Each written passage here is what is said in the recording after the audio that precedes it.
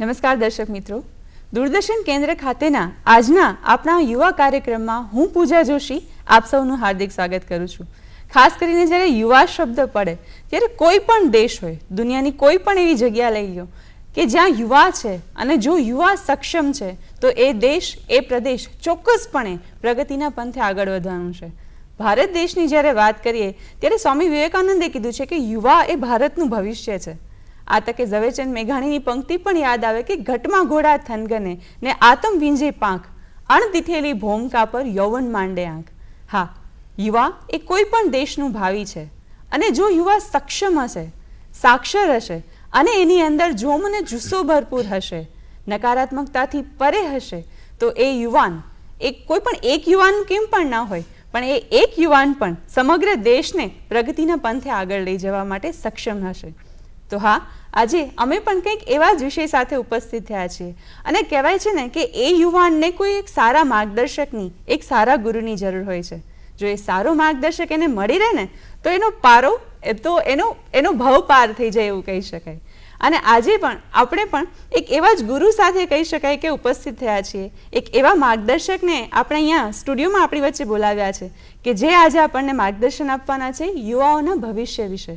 યુવાઓના સંગાથે યુવાઓના ભવિષ્યને કેમ ઉજ્જવળ બનાવવું, યુવાઓની સમસ્યાને કેમ હટાવવી અને એને કઈ રીતે સકારાત્મક માર્ગે આગળ વધારવો, એ વિષય ઉપર આજે આપણને માર્ગદર્શન આપશે શ્રી દીક્ષિતભાઈ તેરૈયા. તેઓ એક ખૂબ સારા વક્તા છે, એક માઇન્ડ ટ્રેનર છે અને એક એનસીપી કોચ છે.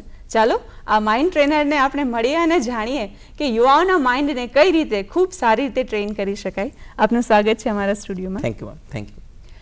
ખાસ કરીને જ્યારે યુવા દર્શન આપણો કાર્યક્રમ છે અને યુવાઓના સંગાથે આપણે ચાલવાના છીએ ત્યારે પહેલો પ્રશ્ન, યુવા કહી શકાય કોને?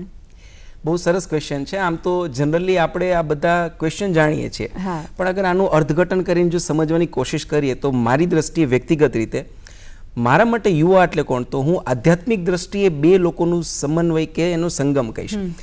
ભગવાન શ્રી કૃષ્ણ અને ભગવાન શ્રી રામ, આ બંનેના ગુણો જે એક વ્યક્તિમાં હોય ને એને યુવા કહીશ. અરે વાહ.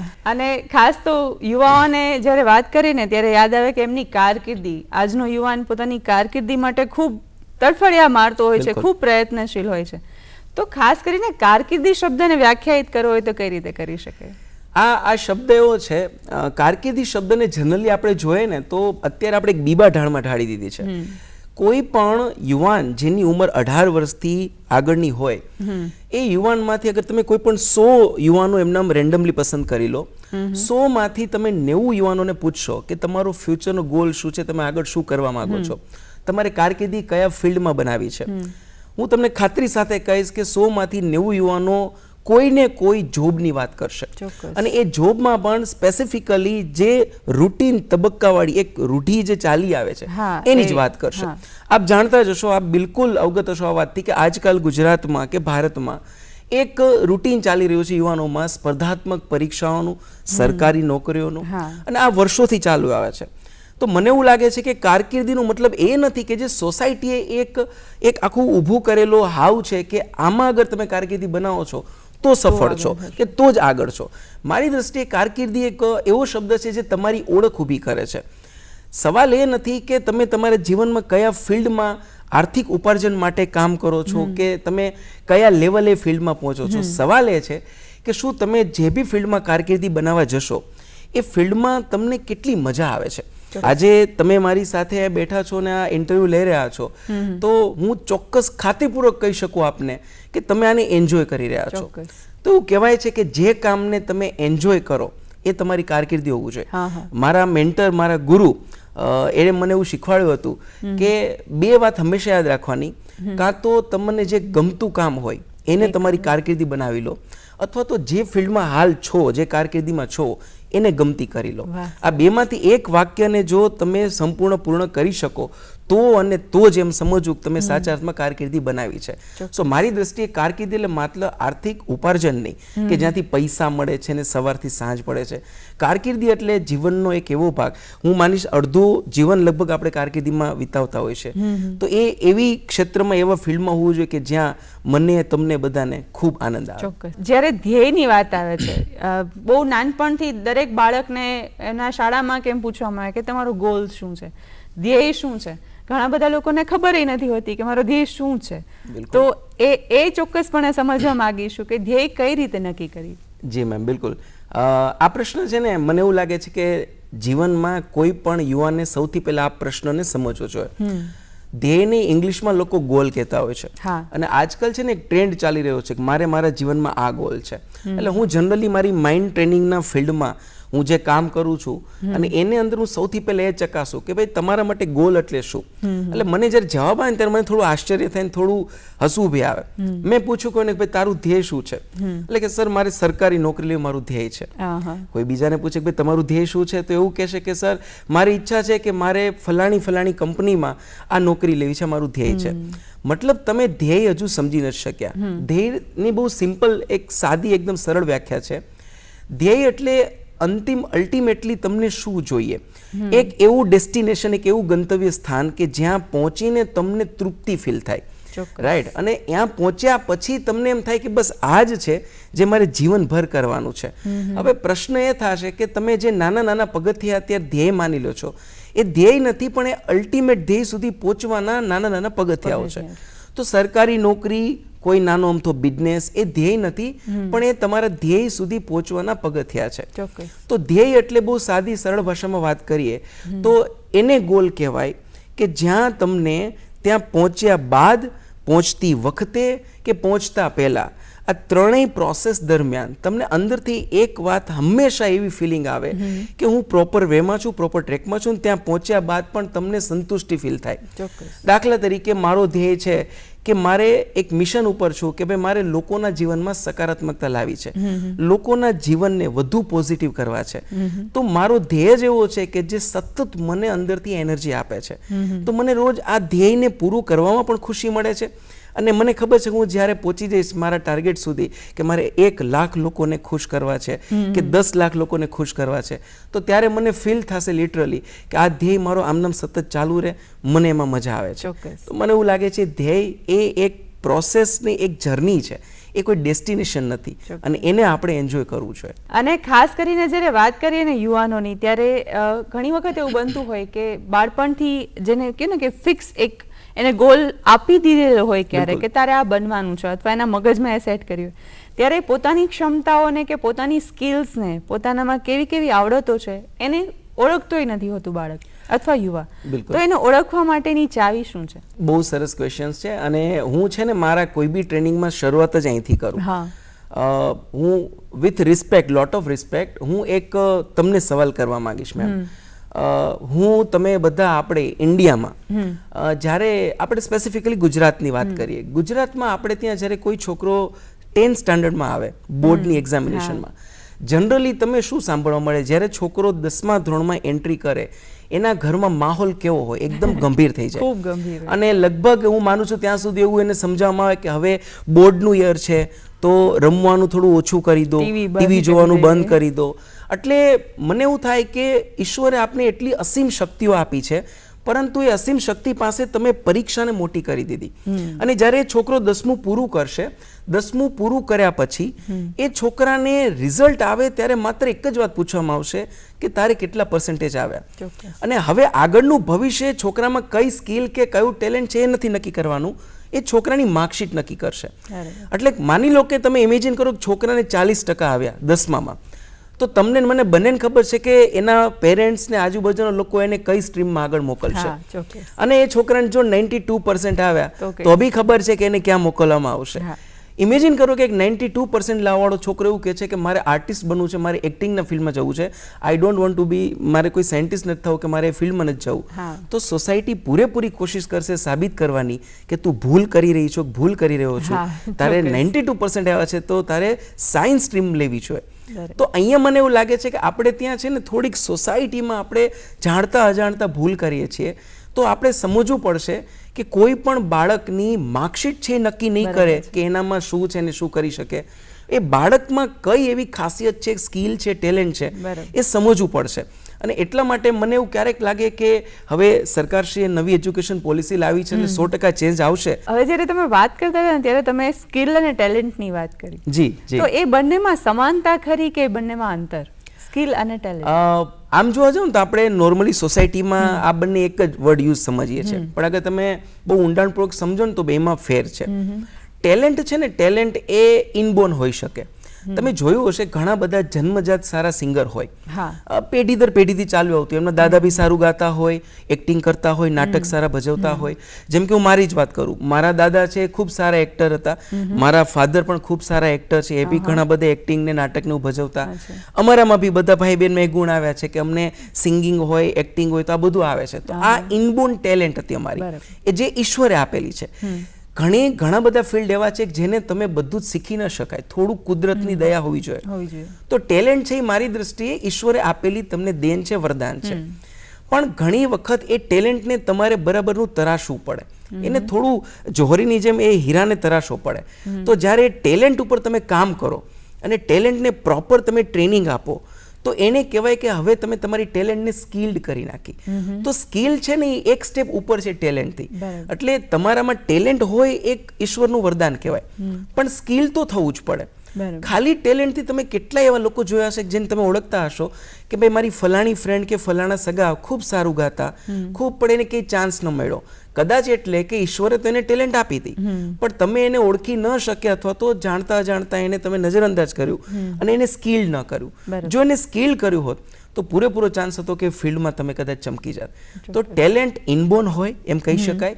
સ્કિલ એટલે એને તમારે ટ્રેનિંગ લેવી પડે, શીખવું પડે, કોઈ સારા ગુરુ મેન્ટરને તમારે મળવું પડે અને એની પાસેથી શીખો તો પ્રોપર તમને ખબર પડે. દીક્ષિતભાઈ, શું એવું કહી શકાય કે જેનામાં ટેલેન્ટ અમુક વસ્તુનું નથી એ એની સ્કિલ ડેવલપ કરી શકે ખરી? ડિપેન્ડ્સ. માની લો તમે મને એમ કહેશો કે મારે ગાતા શીખવું છે, રાઈટ, તો તમને સિંગિંગના પ્રોપર નોલેજ મળી શકે, એટલે એ સ્કિલ લઈ શકાય. પણ જે ગાવાની સ્કિલ છે તો એમાં એક લેવલ સુધી ટેલેન્ટની જરૂર છે, એના વગર સ્કિલ નહીં થઈ શકો ઓનેસ્ટલી.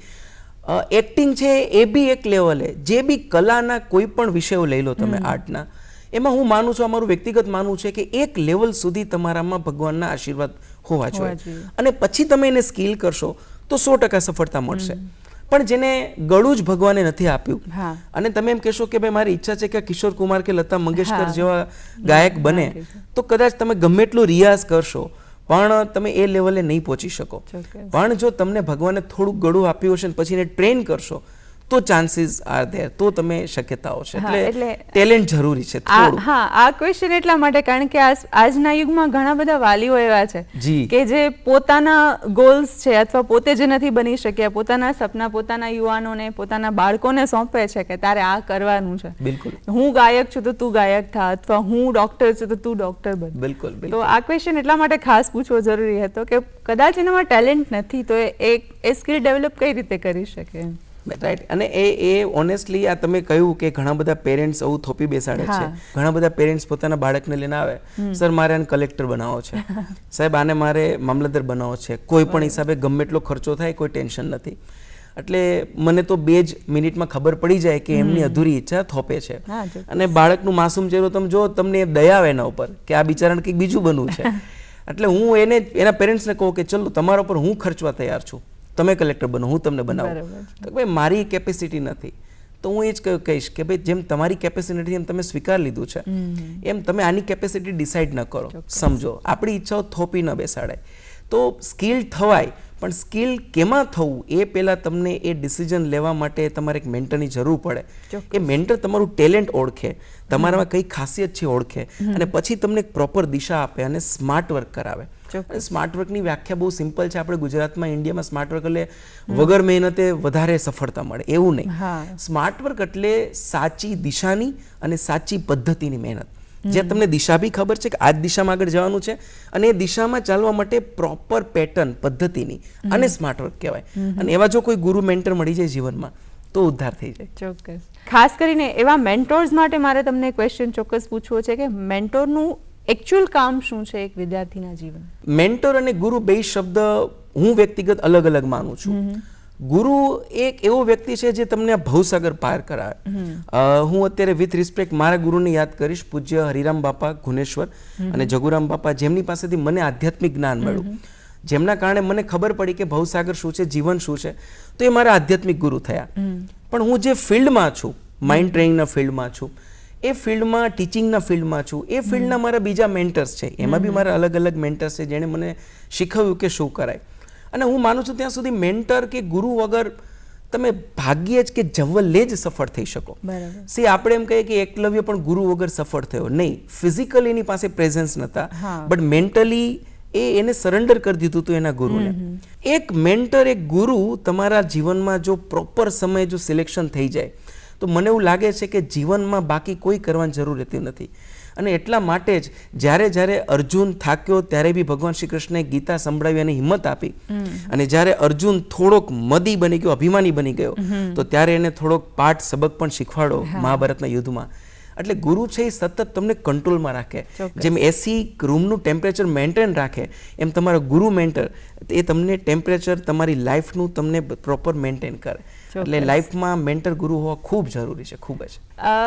યુવા પેઢીની વાત કરીએ ને દીક્ષિતભાઈ, ત્યારે આજનો એક બહુ સળગતો કોઈ પ્રશ્ન હોય ને તો એ છે કે યુવા પેઢી જ્યારે નિષ્ફળ જાય છે ને ત્યારે ઘણા બધા નેગેટિવ પગલાં ભરી લે છે, ઘણા નકારાત્મક, આત્મહત્યા સુધીના પગલાઓ ભરી લે છે, એ હદે જતા રહે છે.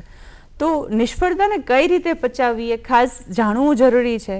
નહીતર તો આવી રીતે ચાલતું રહે તો ઘણા નકારાત્મક પગલાઓ દેશ સામે આવવાના છે. આ પ્રશ્ન કેવો છે અત્યારે? બહુ સળગતો પ્રશ્ન છે, ન માત્ર ગુજરાત કે ભારતનો છે, વર્લ્ડ વાઇડ પ્રશ્ન છે.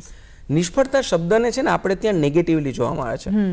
હું હંમેશા એવું કહેતો હોય મારા વિદ્યાર્થીઓને, મારા સ્ટુડન્ટ્સને, કે મારા વર્કશોપ સેમિનારમાં આવતા લોકોને, કે અગર તમે એવું માનો છો કે નિષ્ફળતા છે એ નેગેટિવ છે, તો નહીં, નિષ્ફળતામાંથી લર્નિંગ છે, રાઈટ? તમે કંઈક ને કંઈક શીખશો. આપણે બધા આપણા જીવનમાં ક્યાંક ને ક્યાંક નિષ્ફળ ગયા જ છીએ, પણ તમે યાદ કરો એ નિષ્ફળતામાંથી કંઈ શીખવાનું મળ્યું કે નહીં? બિલકુલ. અને નિષ્ફળતામાંથી હું અને તમે આજે અપગ્રેડ થઈને અહીંયા બેઠા છીએ. પાસ્ટમાં જે પ્રોબ્લેમ્સ મને તમને આવ્યા છે, જે નિષ્ફળતાઓ મળી છે, એ નિષ્ફળતાઓ સેમ અગર આજે ફરી પાછી આપણા જીવનમાં આવે તો હું તમે હવે એટલા નાસીપાસ નહીં થઈ જેટલા પહેલા હતા. કેમ? કારણ કે એમાંથી કંઈક શીખવાનું મળ્યું. અને એક બહુ સરસ મજાની વાત મને મારા ગુરુએ શીખવાડી હતી કે ઈશ્વર છે ને બહુ સમજી વિચારીને જ પ્રોબ્લેમ આપે. જે એ પ્રોબ્લેમનું સોલ્યુશન લેવા માટે સક્ષમ છે ને એના જ જીવનમાં આવશે. બધાને પ્રોબ્લેમ્સ મળતા નથી. એટલે એક સરસ મજાનો શેર છે, કોનો છે તો મને બહુ એક નામ યાદ નથી, પણ એવું કહેવાય છે કે જો ખુદ મઝધાર में होकर औरों का साहिल होता है, जो खुद मझधार में होकर औरों का साहिल होता है, ईश्वर जिम्मेदारी उसी को देता है जो निभाने के काबिल होता है. તો જ્યારે આપણી લાઈફમાં પ્રોબ્લેમ ઇશ્યુઝ આવે છે, that means somebody wants to upgrade us. આપણે કોઈ અપગ્રેડ કરવા માંગે છે અને એનો ભરોસો આપણા ઉપર છે. જો એટલો ભરોસો કોઈને મારા ઉપર હોય તો મારી સીધી ફરજ બને છે એનો આભાર માનવાની, નહીં કે ઉપર જઈને એનો મારે દોષ કાઢવાની કે હું જ મળ્યો તને. મારે આભાર માનવો છે. તો હું નિષ્ફળ એટલે કદાચ ગયો એનું પહેલું રીઝન એ છે કે હું ક્યાંક કોશિશ કરી રહ્યો છું, હું કંઈક પ્રયાસ કરી રહ્યો છું. તો નિષ્ફળ એ જ જાય જે પ્રયાસ કરે છે. અને તમારી દરેક નિષ્ફળતામાંથી તમને કંઈક ને કંઈક શીખવાનું મળશે. એ શીખવાનું જો નજર તમારી આવી જાય, હું એમ કહું કે તમે આપણે નાના હતા ત્યારે ટેસ્ટ આપતા પરીક્ષાઓ, તો માની લો કે 100 માર્ક્સનું પેપર તમે આપ્યું ને તમને 30 માર્ક્સ આવ્યા, 70 તમારા ખોટા પડ્યા. લોકો એમ જોયું છે કે મને 30 જ આવડ્યા, 70 ખોટા પડ્યા. પણ હું એમ કહીશ કે તમે તમારો એટીટ્યુડ ચેન્જ કરો. એ 30 માર્ક્સ તો તમને એ આવ્યા જે તમને ઓલરેડી આવડતા જ હતા, એમાં કંઈ નવું નથી. પણ આજે 70 પ્રશ્નોના જે ખોટા જવાબ તમે મનમાં લઈને ચાલતા હતા, આજે એની સાચી જાણ થઈ. આજે તમને ખબર પડી કે આનો જવાબ તો આ છે. તો આ ટેસ્ટે તમને 70 માર્ક્સ ઓછા નથી આપ્યા, તમને નવું જ્ઞાન આપ્યું છે. એટલે નિષ્ફળતાને બી તમે શીખવાનું લર્નિંગ એટીટ્યુડથી જો લેશો તો મને એવું લાગે છે કે તમારા આગળના ભવિષ્યનું એ પગથિયું બની જાય. કહેવાય ને કે એક અલ્ટિમેટ ગોલ હોય જીવનનો. જી, ગોલ વિશે તો ઘણી બધી વાતો કરી, પણ અલ્ટિમેટ ગોલ જે જીવનનો શાશ્વત અંતિમ ધ્યેય છે એ શું હોવો જોઈએ ખરેખર? એક કોમન સેન્સની વાત છે. કોઈ પણ વ્યક્તિને પૂછો, જેનું જે ફિલ્ડમાં જે કામ કરતા હોય, તમે એની સાથે વાત કરો કે ભાઈ તમારે શું બનવું છે. જનરલી લોકો એક પ્રોપર એક સ્ટેજનું નામ આપે, એક ફિલ્ડનું નામ આપે કે મારે પર્ટિક્યુલર ફિલ્ડમાં આ લેવલે પહોંચવું છે. એટલે મારો સીધો સેકન્ડ ક્વેશ્ચન હોય કે એ ફિલ્ડ એટલે કયું? એટલે એમ કે મારે ગવર્મેન્ટ ફિલ્ડમાં જવું છે. એટલે હું ફરી પૂછું કે એ ફિલ્ડમાં શું થવું? તો કે મારે કલેક્ટર થવું છે. એ તારો ગોલ છે. કલેક્ટર શું કામ થવું છે? વાય? એટલે કહેશે કલેક્ટર એટલે થવું છે કેમ કે મારી પાસે પાવર આવે, આખા જિલ્લાનું કિંગ બની જાઉં. Good. Why you wants power? Power શું કામ જોઈએ છે? What you want to do? તારે શું કરવું છે? તો કે પાવર મળશે તો હું સોસાયટીમાં ચેન્જ લાવીશ. Very good. ચલો, સોસાયટીમાં ચેન્જ શા માટે લાવો છો? સોસાયટીમાં ચેન્જ આવશે તો હું લોકોનું ભલું કરી શકીશ. ગ્રેટ. શું કામ સોસાયટીને ચેન્જ કરીને લોકોનું ભલું કરવું છે? પર્પઝ શું છે ભલું કરવાનો? તો કે કોઈકનું ભલું થશે તો કોઈ ખુશ થશે, કોઈક ખુશ થશે. તને શું કામ કોઈકને ખુશ કરવા છે? તો જવાબ આવશે હવે લાસ્ટ કે કોઈક ખુશ થશે ને એને જોઈને મને ખુશી મળશે. બરાબર. સો અલ્ટિમેટ ગોલ ઇઝ હેપીનેસ. અને દુનિયાની જે પ્રવૃત્તિમાં તમને હેપીનેસ મળે ને એ તમારો અલ્ટિમેટ ગોલ છે. પેલું કહેવાય છે કે ભરચક બસ કે ટ્રેનમાં જતા હોય તમે અને કોઈ વૃદ્ધ વ્યક્તિ આવે કે કોઈ પ્રેગ્નન્ટ લેડી આવે, આખી બસ ભરચક છે, ઊભવાની જગ્યા નથી, તમે તમારી સીટ એને આપી દો, એ બેસે અને પછી તમે 3 કલાક ઊભા રહો, હું ખાતરી આપું છું કે જે માણસ બેઠા હશે એને એટલો આરામ નહીં મળે જેટલો તમને ઊભવામાં મળશે. કારણ કે અલ્ટિમેટ ગોલ ઇઝ હેપીનેસ. તો જીવનમાં કંઈ બી કરો, જે બી ફિલ્ડમાં જાઓ, કોઈ પણ કામ હાથમાં લો, પણ એ ફિલ્ડમાં અલ્ટિમેટલી તમને રોજ સવારે ઉઠીને અને સાંજે સૂતા પહેલાં હેપીનેસ ફીલ થવી જોઈએ. That should be your ultimate goal. વાહ, ખૂબ સારી વાત કરીને તમારી સાથે આટલી સરસ વાતો કરતાં કરતાં સમય ક્યાં નીકળી ગયો એ ખબર નથી પડી. હજી ઘણું બધું પૂછવું છે તમને, પણ કારણ કે આપણી પાસે સમયનો અભાવ છે તો ચોક્કસપણે ફરી એક વખત આપણે મળીશું અને હજી જાજી વાતો તમારી સાથે કરીશું. પણ અંતમાં જ્યારે જઈએ છીએ ત્યારે યુવાનો માટે તમારો એક સંદેશ યુવાનોને. બિલકુલ, હું એટલું જ કહીશ, આજનો યુવા છે એ એકલો નથી. એટલે આપ જીવનની કોઈ પણ ફિલ્ડમાં હોય, આપ ચાહે રિલેશનશિપને લઈને હોય, કરિયરને લઈને હોય, હેલ્થને લઈને હોય, કોઈ બી ગોલમાં આપ હાથ લઈને જીવનમાં ચાલતા હોય, તો એટલું યાદ રાખજો કે તમે એકલા કામ નથી કરતા, તમારી સાથે તમારા પેરેન્ટ્સ પણ છે. તમારા પેરેન્ટ્સની બહુ બધી અપેક્ષાઓ છે. તો થોડું એ લોકોનું વિચારી અને પછી તમારી ઈચ્છાઓમાં બળજબરી નહીં પણ એની સાથે નિગોશિએશન કરી, સમજી વિચારી તમારે જે કરવું છે એને સમજાવવાની કોશિશ કરો. અને last but not the least, એક વાત હંમેશા યાદ રાખવી જોઈએ, મને એવું લાગે છે કે તમારા જીવનના ગોલ તમારા છે તો પૂરા પણ તમારે જ કરવા પડશે. તો તમે કોઈનું માર્ગદર્શન લઈ શકો, પણ રાહત ઇન્દોરીનો એક શેર મને યાદ આવે છે, બહુ ગમતો છે કે ના હમ સફર સે ना हम नशी से निकलेगा, ना हम सफ़र ना हम नशी से निकलेगा, ये हमारे पाँव का कांटा है, हम ही से निकलेगा. એટલે આપણા સિવાય કોઈ બીજો આપને મદદ નહીં કરે. અને જે દિવસે આ એટીટ્યુડ આપણામાં આવી જશે, મને લાગે જીવનનું એક એક પલ, એક એક ક્ષણ આપણા માટે સંઘર્ષ નહીં પણ એક સરસ મજાનો સુખમય પ્રવાસ બની જશે. ચોક્કસ. તો આ જ ઉદ્દેશ્ય સાથે અને આ જ વિચાર સાથે હંમેશા જીવતા રહો, હંમેશા ખુશ રહો, હસતા રહો, હસાવતા રહો અને ઉજ્જવળ ભવિષ્ય તરફ આગળ વધતા રહો. આવતા સપ્તાહે આવા જ કંઈક સરસ મજાના વિષય સાથે મળીશું. સર, આપે પણ અમને આટલી સરસ માહિતી આપી બદલ તમારો ખૂબ ખૂબ આભાર. Thank you so much. Thank you. જય ભારત.